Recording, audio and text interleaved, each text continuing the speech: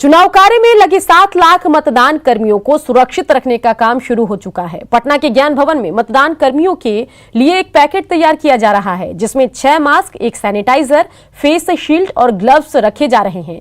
पटना में अब तक 55,000 पैकेट तैयार कर लिए गए हैं। संवाददाता रवि एस नारायण ने इसका जायजा लिया। कोरोना काल में इस बार चुनाव कराना एक बड़ी चुनौती है और इस चुनौती को लेकर के जिला प्रशासन जो है वो पूरी तरह से तैनात है। और आपको बता दूं कि 7.5 लाख सुरक्षा कर्मियों के सुरक्षा का ख्याल रखते हुए ये तैयारी की जा रही है। देख सकते हैं आप, इसमें सैनिटाइजर भी है, यहाँ पे मास्क भी है, फेस शील्ड भी रखा हुआ है और ग्लव्स भी रखे गए हैं। कोविड-19 के जो गाइडलाइंस है उसके मद्देनज़र भारत निर्वाचन आयोग के द्वारा निर्देश दिया गया है कि जो मतदान कर्मी हैं उनकी सुरक्षा के लिए सुरक्षा किट बनाया जाना है। तो उसके प्रत्येक किट में 6 मास्क दिए जा रहे हैं, एक सैनिटाइजर का बोतल दिया जा रहा है और साथ में फेस शील्ड और 2 जोड़ा ग्लव्स भी दिया जा रहा है, ताकि जो मतदान कर्मी जाते हैं वो इसका उपयोग कर सकें और सुरक्षित वातावरण में मतदान करा सकें। ये पूरा मतदान जो है वो सुरक्षा के ख्याल से और सही ढंग से हो सके, सुरक्षित हो सके, इसे लेकर के पूरी तैयारियां की गई है। जीविका की जो दीदियां हैं वो लगातार पैकेजिंग कर रही हैं और हर एक पैकेट तैयार किया गया है, उसमें वो सुरक्षा के तमाम चीज़ें डाली गई हैं जो इस बार मतदान कर्मियों को कोरोना में चाहिए। कैमरा पर्सन अजय दुबे के साथ रवि एस नारायण, न्यूज़ 18 पटना। भारत नेपाल सीमा कोरोना को लेकर सील है। सीमा सील रहने के कारण सीमावर्ती लोगों की परेशानी बढ़ गई है। जो काम के लिए नेपाल के बीरगंज जाया करते थे या बीरगंज से रक्सौल रोजाना काम करने आते थे, इसके अलावा नेपाल में रहने वाले रिश्तेदारों या नेपाल में जाकर इलाज कराने वाले लोग भी परेशान हैं। हालांकि सीमा सील होने के बावजूद कई लोगों की अभी भी ग्रामीण मार्गों से आवाजाही जारी है। हम हैं अभी भारत नेपाल सीमा के नो मैंस लैंड पर।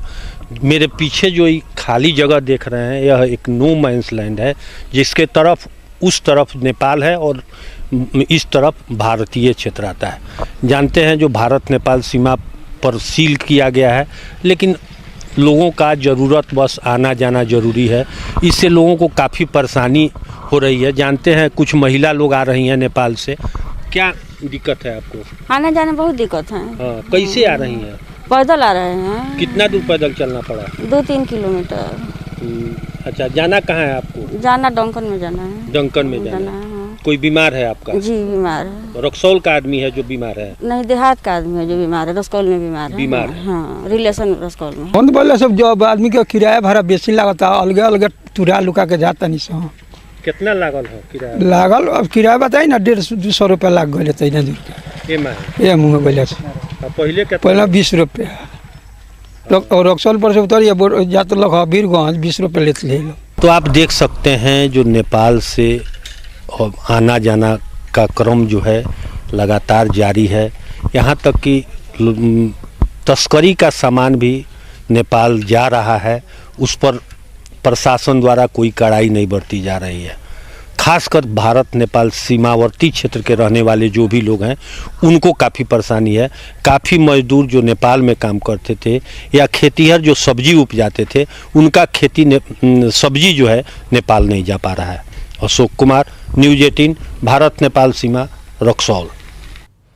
क्या अब हमारे देश में कोरोना कमजोर पड़ रहा है? सवाल इसलिए क्योंकि लगातार पिछले 10 दिनों से कोरोना संक्रमण के नए केस 80,000 के कम दर्ज किए गए हैं। साथ ही देश में लगातार 3 हफ्तों से नए रिकवरी केसों की संख्या नए कोरोना केसों से ज्यादा आ रही है।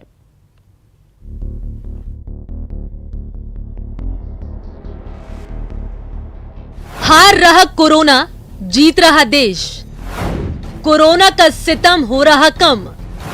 10वें दिन भी नए केस 80,000 से कम। सावधान, लड़ाई अभी बाकी है। अगर सच में कोरोना कमजोर पड़ रहा है तो सावधानी पहले से कहीं ज्यादा जरूरी हो गई है, क्योंकि सावधानी और एहतियात के जरिए ही हम इस महामारी को मात दे पाएंगे। रही बात कोरोना के कमजोर होने की, तो वो हम आंकड़े दिखाएंगे। पहले इस तस्वीर को देखिए। यही है साल 2020 का सबसे बड़ा दुश्मन, यानी कोरोना वायरस। चीन के वैज्ञानिकों ने दुनिया में पहली बार इस किलर वायरस की तस्वीरें बनाई हैं। इन तस्वीरों से कोरोना वायरस को लेकर कई बड़े खुलासे हुए। तस्वीरों में नजर आ रहा है कि कोरोना वायरस नुकीले आकार का है। यही नहीं, तस्वीरों से इसके इंसान की कोशिकाओं के साथ अंतःक्रिया का भी खुलासा हुआ। कोरोना वायरस की तस्वीरों के सामने आने से वैज्ञानिकों को अब इस महामारी के खात्मे के लिए वैक्सीन बनाने में बड़ी मदद मिल रही है। अब बात कोरोना के कमजोर पड़ने की, तो आंकड़ों के मुताबिक भारत में लगातार 10वें दिन 80,000 से कम केस सामने आए। लगातार 3 हफ्तों से रिकवरी केस की संख्या ज्यादा है। एक्टिव केस 26 दिन में 15% कम हुए हैं। यही वजह है कि कोरोना को कमजोर कहा जा रहा है, लेकिन देश में कोरोना संक्रमितों की कुल संख्या 71 लाख के पार पहुंच चुकी है। इनमें 1,09,150 मरीज की मौत हो चुकी है। वहीं रिकवरी मामलों की संख्या 61 लाख से ज्यादा है और एक्टिव केस की संख्या घटकर 8,61,000 पर आ गई है। संक्रमण के एक्टिव केस की संख्या की तुलना में रिकवर हुए लोगों की संख्या 6 गुना ज्यादा है। स्वास्थ्य मंत्रालय के ताजा आंकड़ों के अनुसार देश में पिछले 24 घंटे में 66,732 नए कोरोना मामले दर्ज हुए। वहीं 71,559 मरीज ठीक भी हुए, जबकि 816 मरीजों की जान भी चली गई। यकीनन आंकड़े घट रहे हैं, लेकिन कोरोना अभी खत्म नहीं हुआ है और जब तक कोरोना खत्म नहीं हो जाता तब तक लापरवाही किसी जहर से कम नहीं। वैसे भी अब त्योहारों का सीजन शुरू होने वाला है। त्योहारों के साथ ही सर्दी फिर उठती चली जाएगी, प्रदूषण दहाड़ेगा और ऐसे हालात में लापरवाही हुई तो फिर वो ले बीतेगी। इसलिए जब तक दवाई नहीं तब तक ढिलाई नहीं के फॉर्मूले पर ही चलना है। Bureau report, news 18 network. Navratra के पावन महीने में गुजरात में गरबा का बड़ा क्रेज है। इसे लेकर अभी से तैयारी की जा रही है।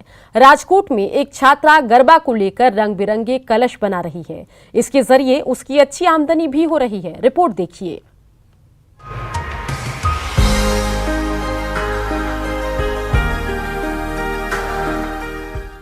रंग बिरंगे इस कलश को देखकर किसी को भी इसे लेने का मन न लग जाएगा, क्योंकि यह बेहद ही खूबसूरत है। दरअसल ये कलश गरबा के लिए बनाए जा रहे हैं। गुजरात में नवरात्र के महीने में गरबा खेला जाता है, जिसका काफी बड़ा महत्व है। बचपन से कला से बेइंतहा प्यार करने वाली विधि इसे बना रही है और आगे इसे एक बड़ा कारोबार का रूप भी देना चाहती है। मैं छोटी थी तब से मुझे बहुत आर्ट एंड क्राफ्ट का शौक रहा है और अभी ये नवरात्रि आ रही है तो हम लोगों ने ये अब टॉपिक लिया कि हम इस पे भी कुछ डेकोरेटिव कर सकते हैं। सो द मेन थिंग कि ये कि अपना गुजरातियों का ये बहुत बड़ा त्यौहार रहता है, तो अगर गुजराती में मतलब गरबे का बहुत इम्पोर्टेंस रहता है और अगर हमने वही रखा है और हम ये सब होप करते हैं कि यही चीज़ हमारे ऊपर ये हमें आगे ले जाए। गरबा में सर पर कलश लेकर महिलाएं नाच करती हैं। डिजाइनर कलश की इस दौरान काफी मांग होती है। विधि सोशल मीडिया के जरिए भी इसे बेचने की योजना बनाई है। हमारे यहाँ पे red, white and yellow generally है। आप अगर चाहे तो हम आपको ज़्यादा कलर्स दिला सकते हैं और हमने जो डेकोरेशन का जो मटेरियल रहता है जैसे गोल्डन, येलो, ग्रीन स्टोन्स वगैरह यूज़ करे हैं इसमें।